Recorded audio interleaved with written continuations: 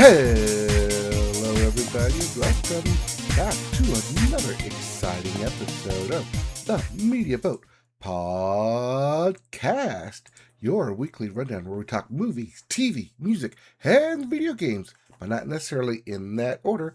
I do apologize for the sound of my voice. It was a night.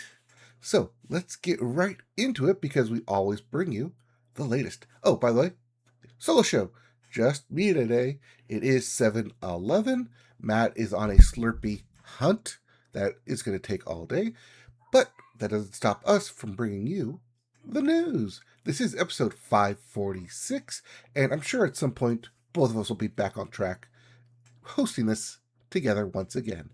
But until that time, we're going to start with the music section. Start the music section with the Billboard. Start the Billboard with the Hot 100. And the hottest song in the land is Choosing Texas by Ella Langley. At 2, I Knew It, I Knew You by Taylor Swift, but no one knew it was going to drop to number 2. At 3, Be Hurt by Ella Langley. Coming in at 4, Janice, STFU. That's Drake saying that. And right at your top 5, Man, I Need by Olivia Dean. As for your albums chart, your Billboard 200, at number 1 is Golden Hour. But not that Golden Hour. It's Golden Hour Part 5 by A Tease. At 2 is You Seem Pretty Sad for a Girl So in Love by Olivia Rodrigo, dropping from that number 1 spot. Coming in at 3, Dandelion by Ella Langley. At 4, Iceman by Drake. And rounding out your top 5, the problem himself, Morgan Wallen. If you like any of those albums, we have new releases, starting with Foreign Tongues by the Rolling Stones. Yes, those Rolling Stones, still out there making new music. Also, Frozen Charlotte by Jack White. Yep, that Jack White. We also have A Question Mark of When by Panda Bear and Sonic Boom. There's New Avatar by Kalila and Loveland by Suki Waterhouse. All right, let's get into our music news, and we're going to go with Sony Music and asking the question, if not union busting, why union busting shaped? Because Sony Music has announced plans to shutter a Minneapolis warehouse that produces merchandise for punk bands, prompting its staff to accuse the company of union busting. Workers at Kings Road Merch, which acts as a supplier for punk luminaries including Rancid, Descendants, Dropkick Murphys, and Converge, had unanimously voted to unionize on May 11th this year, citing pay discrepancies and unfair contracts. Sony formally announced the warehouse's closure on June 23rd, hours before the company's first scheduled bargaining session with the union. Not a good look. So, to give you a timeline here, on April 9th of this year, staff had formally petitioned to form a union under Teamster Local 970. A couple of weeks later, on April 27th, Sony lawyers held their first Zoom call with Teamsters, with the Teamster Local president. And this was the first time any warehouse representative was informed of a plan to close the warehouse. According to the president, quote, I just took it as a big corporate idle threat, basically trying to see if you'd back off. So, on the April 27th Zoom call, the Teamster president had asked Sony what date they planned to close the warehouse. And Sony's response was, well, we don't know yet. So basically, calling a bluff, saying we're going to close it, but I don't have a date yet to close it. But we're only talking about closing it because you're recently talking about unionizing. So Sony had acquired Kings Road merch in June of 2025, the previous year. The short time span between acquisition and the warehouse closure suggests the company perceived Kings Road merch's value to be in the brand and its clients rather than the warehouse itself. But again, if this is not union busting, why union busting shaped? If you're going to be closing right after they just unionized and closing on a specific day of the June 23rd, which is a Tuesday and not a Friday or even like the end of the month like you would normally see, then also occurring right before they were supposed to have their initial talks for negotiating new contracts. It all smells, and if it smells like union busting, and it tastes like union busting, and it looks like union busting, but Sony doesn't want you to call it union busting, it probably is indeed union busting.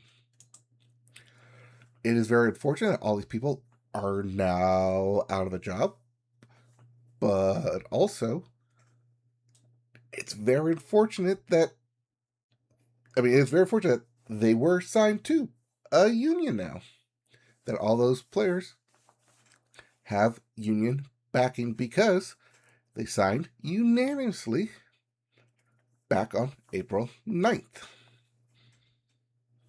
But yeah, with this closure, it is very unfortunate. But yeah, if not union busting, why union busting shaped? All right. I have not listened to any new music, so we'll move right ahead into video games, where we start with new releases, including Echoes of Aincrad, Sword Art Online. Yep, that SAO. Coming to the PC, PS5, and Xbox Series X. We also have Grand Blue Fantasy, Relink Endless Ragnarok. It's a long-ass name because you know it's going to be a JRPG. That's coming to the PC, PS4, PS5, and the Switch. There's also Moonlight Peaks for the PC and the Switch 2.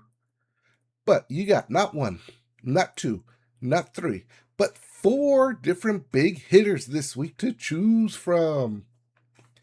First up, the full release, 1.0 release of Pal World.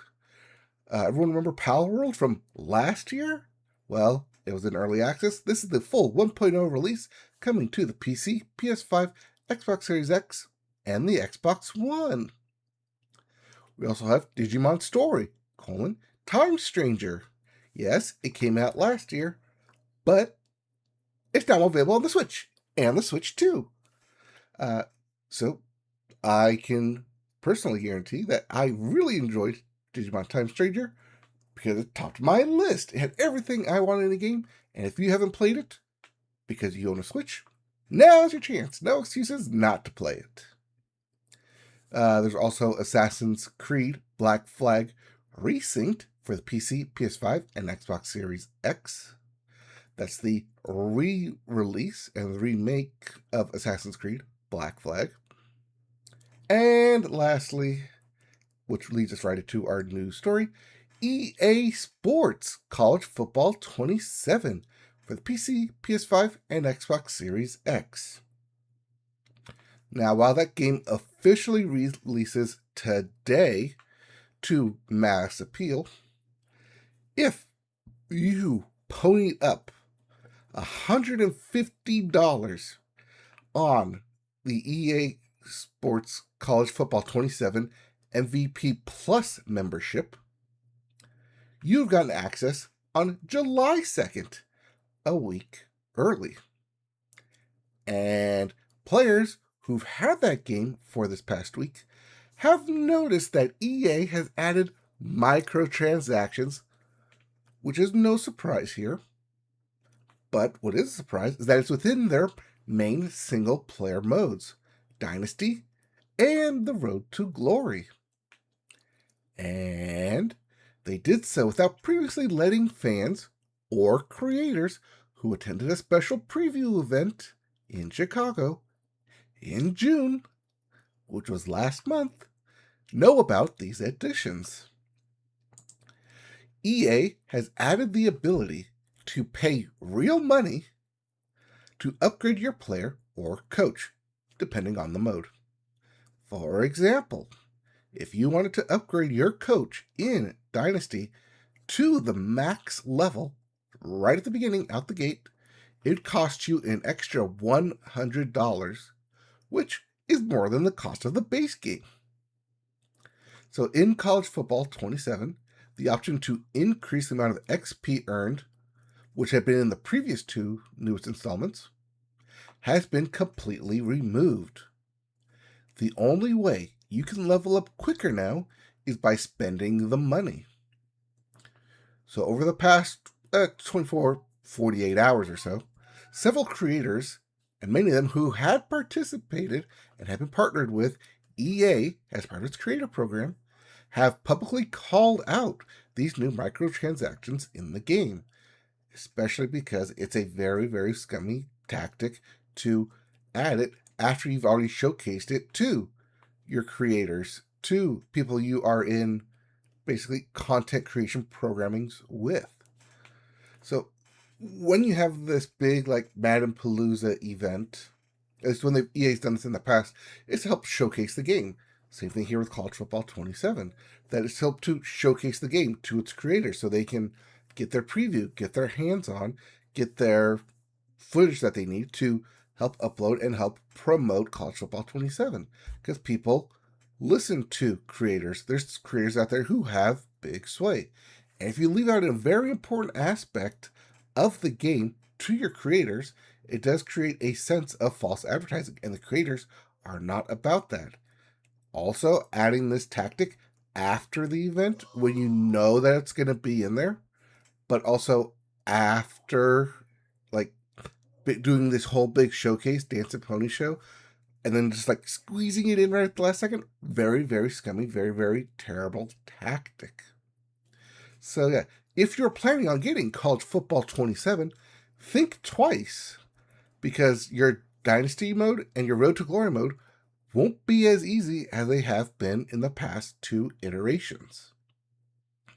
And just overall for EA, just another way that they want to both nickel and dime you for more money.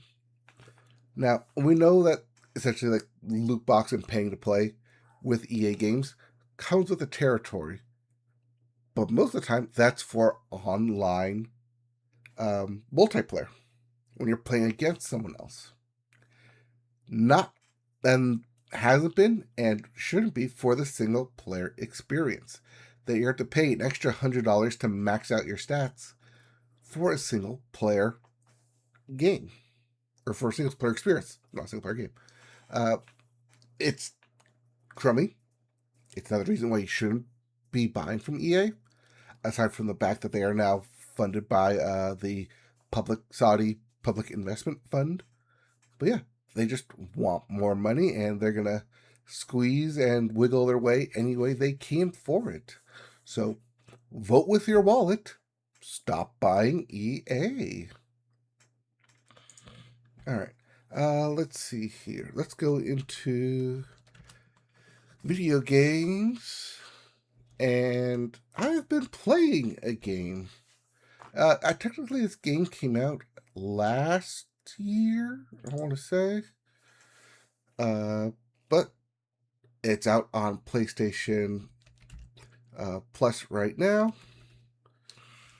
And I've been having an interesting time with it.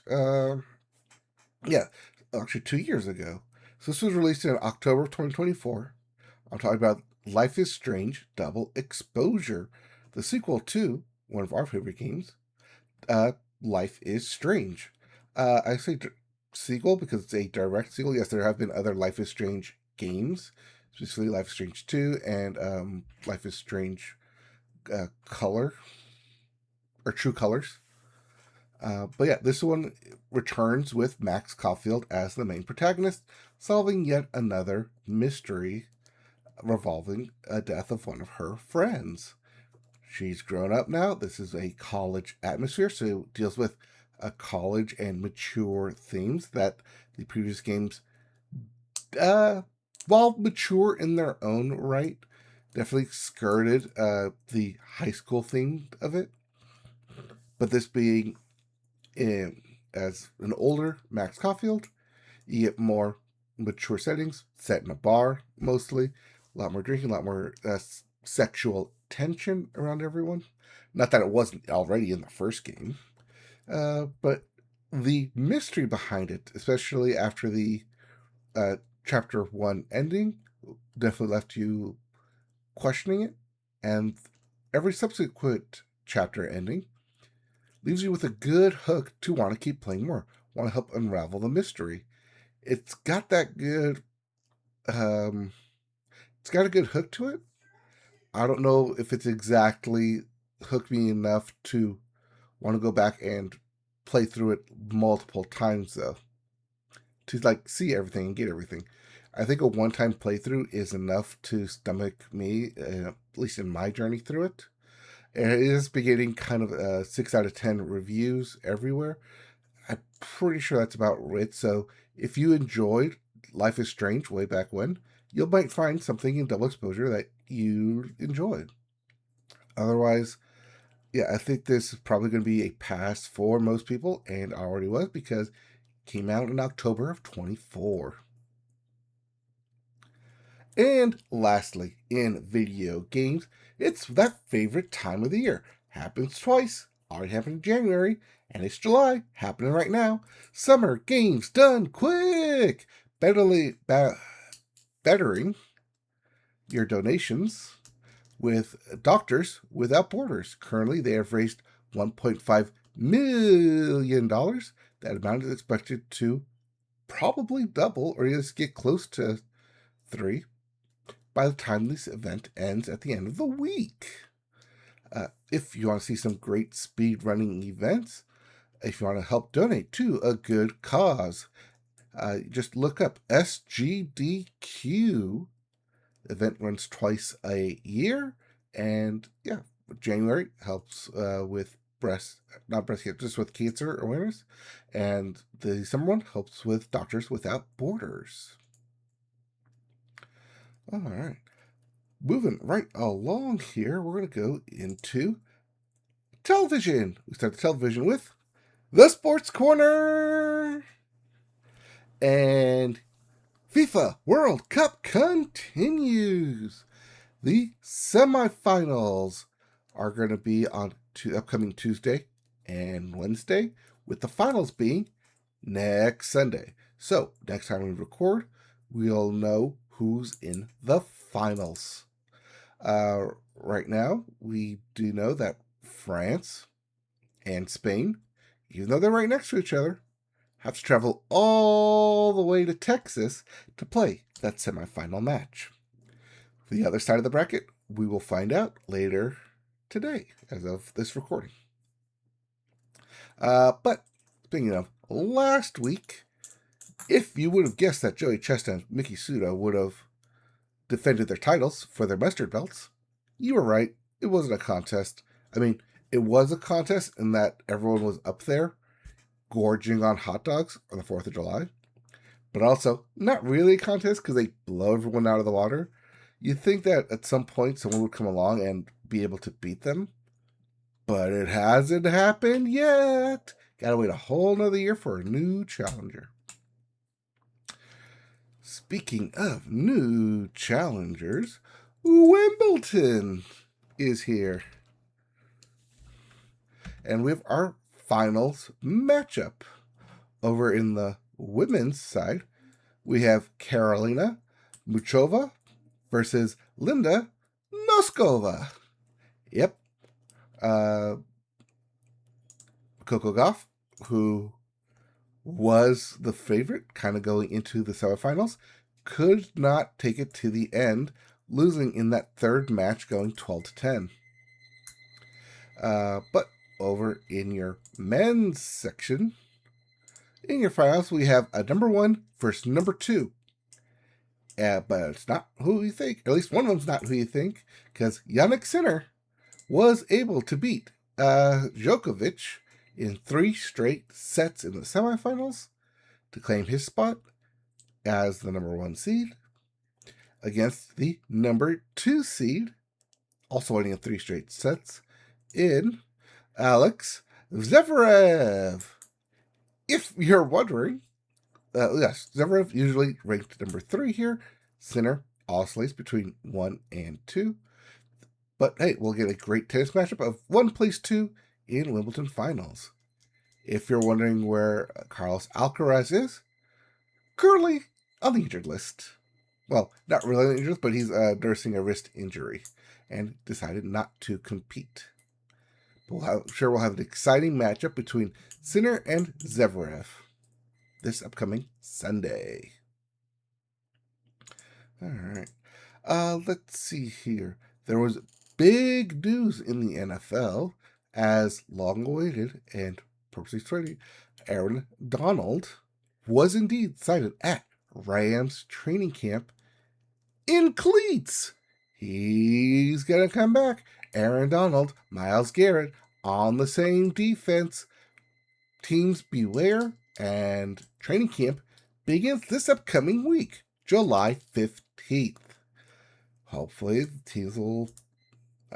I'm sure teams will try to strategize against them, but also, that's going to be impossible.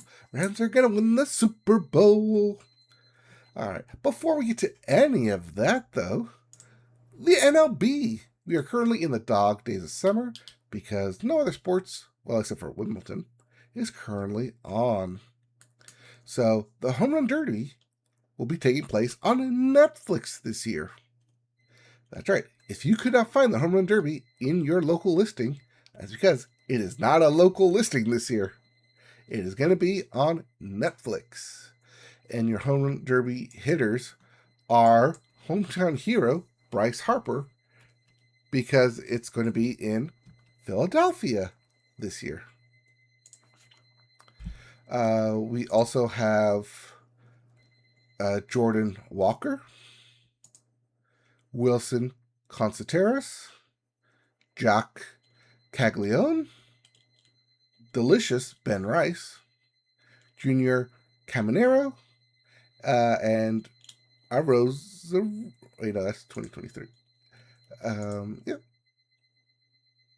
Wait, no, yeah, 1, 2, 3. Muneta Murakami from the White Sox. 3, 4, 5, 6, 7, 8. And Kyle Schwarber and Bryce Harper, both from the Phillies, will be in this. So, chance to have a Philly matchup in the finals. Because, yeah, it is going to be a Philly game in the All-Star game. So, we have our top go-getters for the actual All-Star game, which will be aired on Fox, in Ernie Clement in the AL and Shohei Ohtani in the NL. Those are your 2 top vote getters. Mike Trout is officially the elder statesman. I mean, he has been for a while, but he's been elected to his 12th All-Star game, the most of anyone currently elected, including those who are elected via legacy votes. But not everyone elected will play, as some big names will be opting out of the All-Star game, including Buxton, Judge, Ohtani, Skeens, Misirokowski, Myers, Suarez, and Vladdy Jr. They've all been elected, but they also will not play. Mostly, some of them due to nursing injuries. I mean, Judge obviously is nursing his injury. Ohtani recently nursing an injury. So they will not be participating in the All-Star game. And instead, others have been elected to replace them on the roster. But we will have future All-Stars coming around the corner as the MLB Draft will be happening at the exact same time. Well, time frame. It's happening the weekend before, which is as of today, or at least later today, as of this recording. We'll know who the number one draft pick is, and we'll report on that next week. In other sports news, to wrap it up here, the NBA Summer League continues in Las Vegas. And in the NHL, we have a new highest paid player in the league. Leo Carlson, over on the Ducks, has decided to remain a Duck when the Anaheim team matched the Philadelphia Flyers offer of $90 million for a 5-year contract, over a 5-year contract. Whew, congratulations to Leo Carlson. Don't know if you're actually worth that much, but if you bring the Ducks a Stanley Cup, worth every penny. All right, let's get into TV news, and it's here. It's time. Emmy noms. Noms. All right. Well, The Pitt, once again, and to no one's surprise, leads all entries with a total of 25 nominations. That was followed by Hacks with a record 24 nominations. That's a record for a comedy series noms in a single year. Meanwhile, Widow's Bay leads all new shows with 19 nominations. I guess this means I actually have to go watch Widow's Bay now. Other shows earning double-digit noms will include Pluribus with 18, Beef, that's Season 2, Beef, with 16, DTF St. Louis with 13, and SNL and Spider Noir with 11 apiece. Overall, HBO Max leads all networks and platforms with a total of 122 nominations. Mariska Hargitay is set to host the 2026 Emmys, which will be airing on NBC and Peacock on Monday, September 14th, 8 p.m. Eastern, 5 p.m. Pacific. The Creative Arts Emmys, in which a majority of these Emmys trophies are presented, will take place about a week earlier on Saturday, September 5th, and Sunday, September 6th. Looking ahead at the top categories, in the drama series we have The Diplomat, The Gilded Age, A Knight of the Seven Kingdoms, Paradise, The Pit, Pluribus, Slow Horses, and Your Friends and Neighbors. That is a good TV stacked right there. Honestly, you could pick majority of these to win. I'm surprised the Knight of Seven Kingdoms is here because I thought that was more comedic take than dramatic. But everything else, it's got to go up against The Pit. It already won before. Season 2 was already great. We'll see how it shakes out.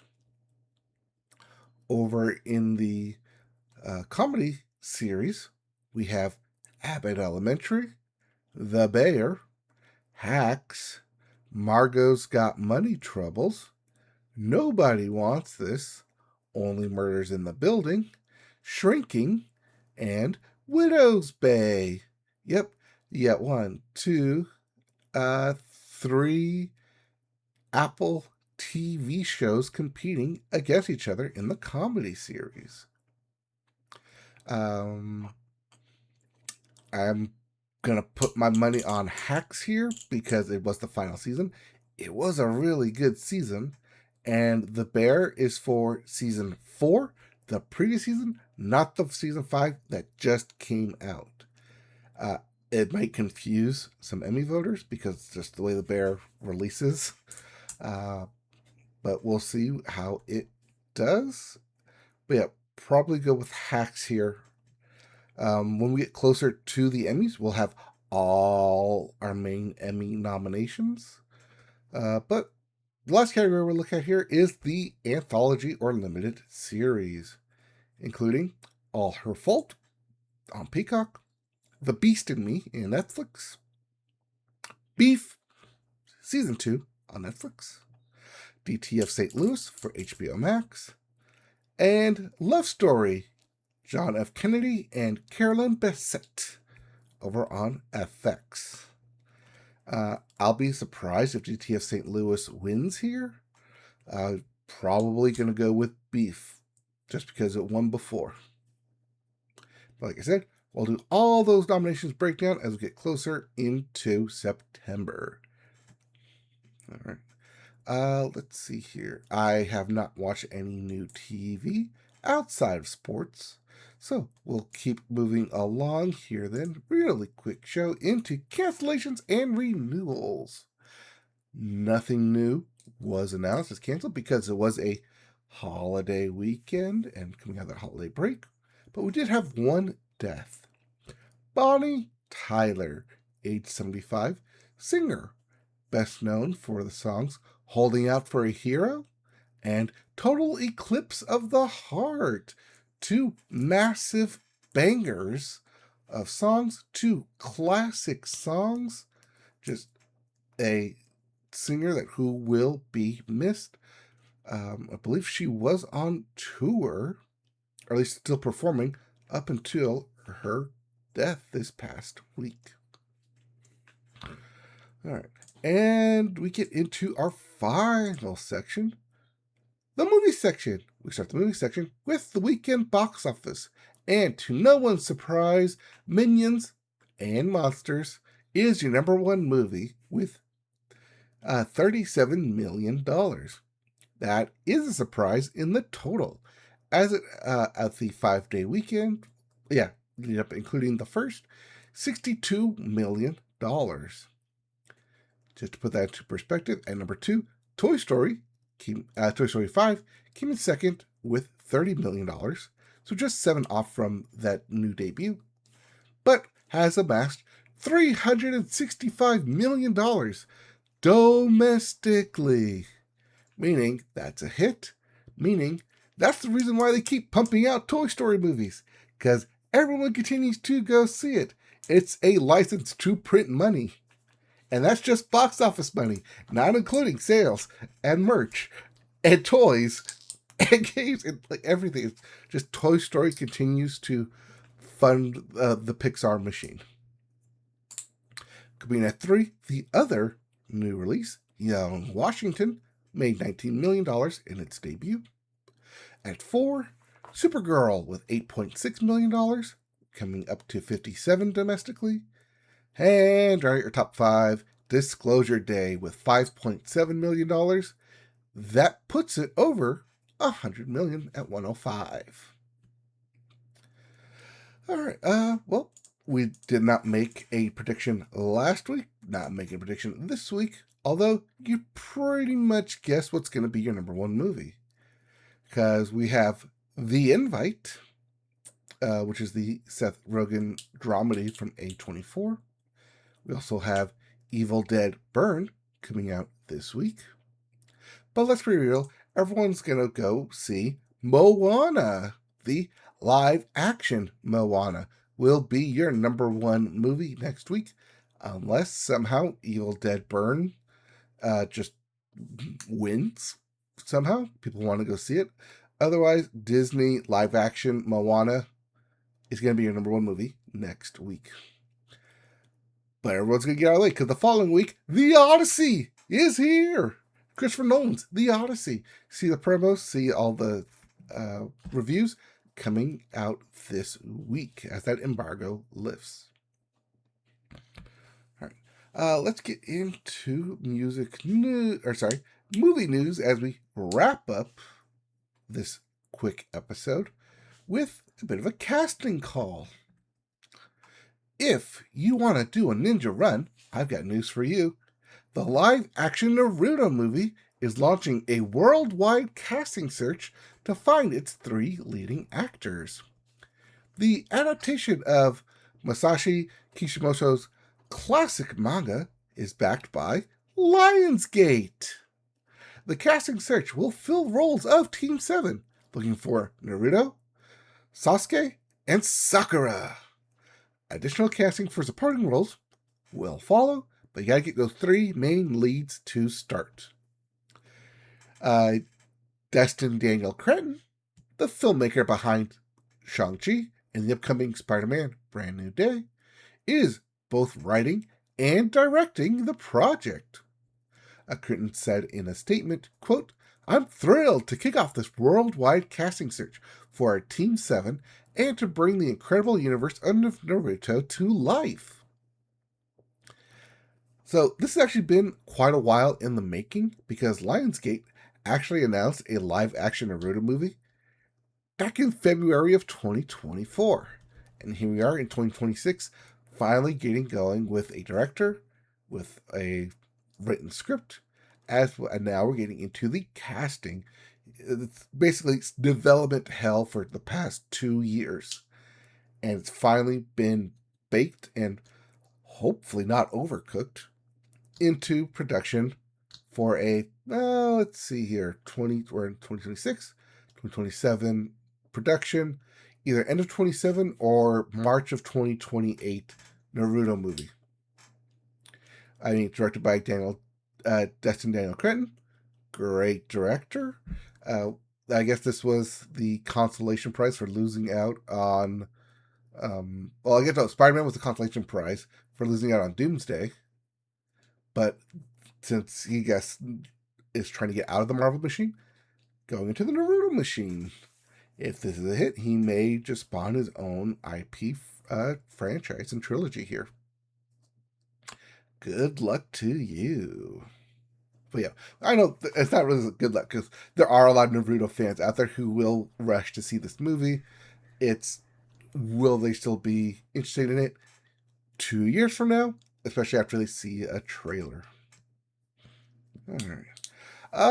Well, I actually did see a movie. I'll be real brief on this. Came out earlier this year. The Long Walk, based off a Stephen King short story about 50 men, one from each state, going on a long walk to, and basically you walk and you don't stop.